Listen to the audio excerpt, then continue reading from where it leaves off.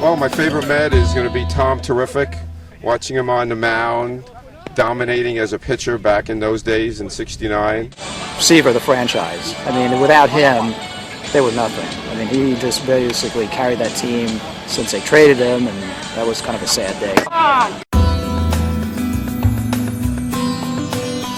My favorite players, I have two of them. My favorite all-time Met is Tom Seaver.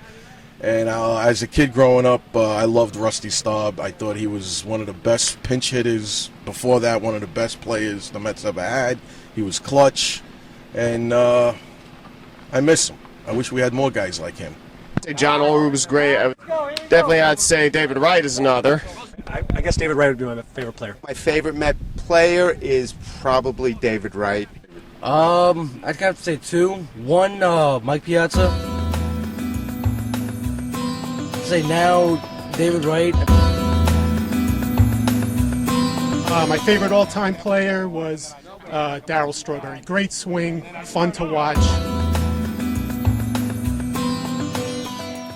My favorite Met, strangely enough, Ron Taylor, who was a pitcher. And why is he my favorite Met? Because I actually met him. I was working in the summer during college at an apartment building on the Upper East Side, and he was a tenant there. And he, what was he doing when he wasn't a pitcher? He was studying medicine in Canada, which made me realize that if that's what he's doing with his future, maybe I should go to school or something and study something other than baseball.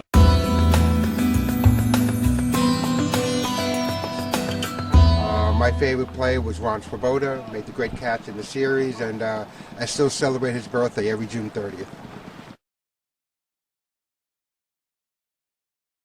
My favorite Met probably would have been Willie Mays, because I always loved him as a Giant. Cleon Jones, who can forget, 342 batting average. Don Clendenin, great pickup. Kuzman, Seaver. Why am I a Met fan? Because I was born in Queens. I mean, that's obvious. The reason why I became a Met fan. I became a Met fan since I live next to the Little Neck train station, and I passed by the Shea Stadium, I guess Citi Field now, on the way to and from work every day. I became a Met fan because I grew up in Queens, and as far as I was concerned, I had to root for a Queens team, and I loved the Mets. I always have, always will. The fact that you were a Met fan, I kind of grew into it, so from there it went on. I became a Met fan. I became a Met fan, I think, that 1967-68. My father took me to an opening day game against the Braves. Henry Aaron hit a homer. I became a Met fan because my father was a National League fan, a Giant fan. Although he grew up in Brooklyn, one of his uncles, Jack, who I'm named after, had lived in Manhattan for a while, and he was a Giant fan. So there, my father was a Giant fan in Brooklyn. And when my father passed away, we got this plaque here for to put at the front of Citi Field.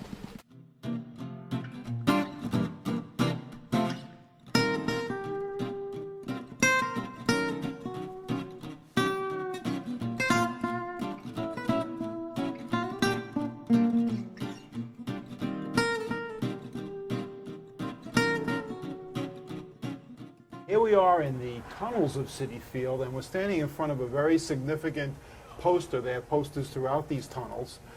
And we have the 1984 Met Yearbook. You can see we have Keith Hernandez, one of the greatest fielding first basemen of all time, a Met icon, and he's now one of the Met announcers. Now we're coming down the ramp. Newman was in front of me. Hernandez was coming toward us. As he passes us, Newman turns and says, "Nice game, pretty boy." Hernandez continued past us up the ramp. Then, a second later, something happened that changed us in a very deep and profound way. Another Met icon, Darryl Strawberry, who has a restaurant in Douglaston, Queens, where actually the Great Neck softball players had their softball dinner last year.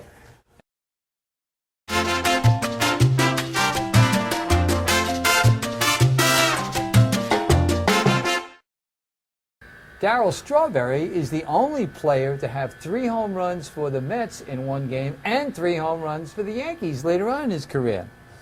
Not to mention Jesse Orosco, who in the 1986 playoffs combined with Roger McDowell to take turns pitching, depending on whether the batter was lefty or righty. And the pitcher who was not pitching would play right field.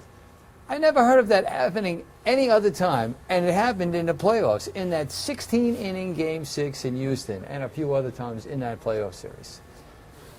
And these four became the heart of the '86 world champion Mets. I think there's 3 here, Dan. Oh, sorry. And I remember that Darryl Strawberry is perhaps the only player to hit 3 home runs for the Mets and 3 home runs for the Yankees. Here's one of Joe Torre. Amazing. Joe was the Met manager in 1977 when the Yankees were getting back on their championship track again, right? Yeah. And then later on, Joe became the manager of the Yankees. The Yankee manager. One of the things about the Mets and the Yankees is that they have so much in common. I think you can start with Joe Torre and Casey Stengel and Yogi Berra. Darryl Strawberry, Dwight Gooden. Dwight Gooden.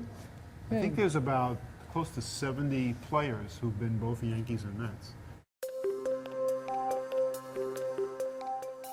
It's Ron Swoboda and Charlie Smith, one of the lesser-known people who played for both teams. Certainly they have a long history of shared greatness. In fact, that reminds me, Dan, that the Met uniform was actually designed to be a combination of the old Brooklyn Dodgers and the old New York Giants. The Met hat and colors were the Dodger blue. And the Interlocking NY was, the orange Interlocking NY was the New York Giant NY, and they combined those two. And basically, the old ex-Dodger and Giant fans were their fan base when they came into being.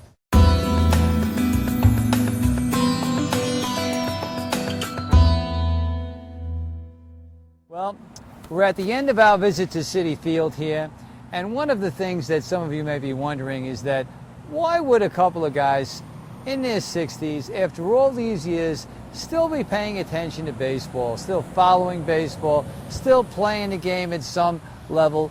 What keeps us interested? And I think Gary's got the answer.